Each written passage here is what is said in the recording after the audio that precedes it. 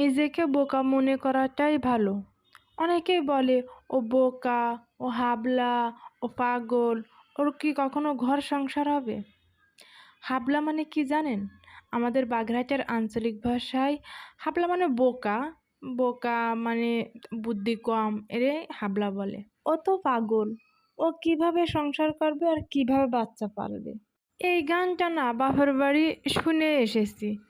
14 বছর বয়স পর্যন্ত অনেক শুনেছি। যখন আমার বিয়ে ঠিকঠাক, তখন অনেকেই এ কথা বলেছে। তারপর বিয়ে হলো। বিয়ে হওয়ার পর মনে হয় বছরখানেক ভালো ছিলাম। কেউ কোনো কথা বলতো না, কেউ কোনো কথা শোনাতো না। যাক, মনে করলাম যাক, এবার মনে হয় একটু শান্তির জায়গায় আসলাম, আমাকে নিয়ে কেউ আলোচনা করবে না।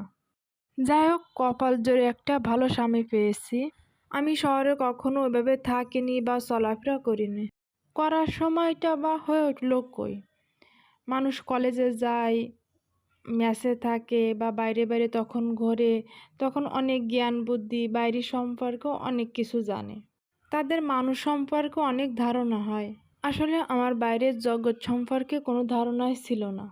শ্বশুরবাড়ি যখন প্রথম প্রথম আদর ভালোবাসা পালাম, তখন মনে হলো কি এরাই মনে আমার আপনজন।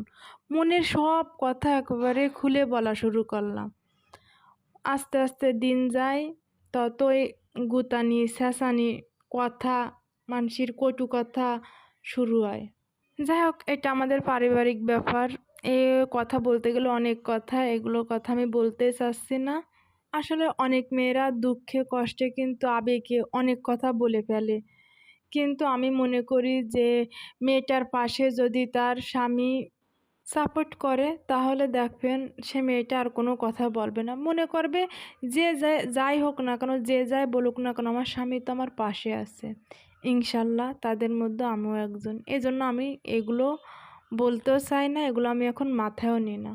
যাই হোক, আমার বিয়ে হয়ে গেছে এই 11 বছর। তার ভিতরে আমার বড় ছেলের বয়স 10 বছর, ছোট ছেলের বয়স এই 7.5 বছর। অনেকদিন পরে আজ সন্ধ্যায় বাসায় নিজে হাতে চিকেন ফ্রাই আর ফ্রেঞ্চ ফ্রাই করলাম।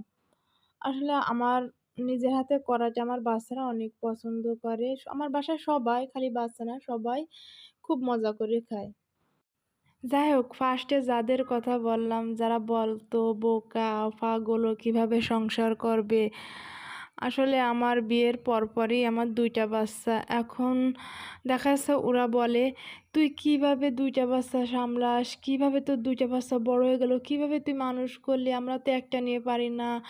আর দেখা যাচ্ছে আমার যে বান্ধবীরা বা আমার যে বোনরা আমার সাথে আছে, কারোর একটা বাচ্চা, কারোর হয়নি, কারোর হবে, এই আর আমার কিন্তু এই 2টা বাচ্চা আলহামদুলিল্লাহ, তাও তো বড় হয়ে গেছে।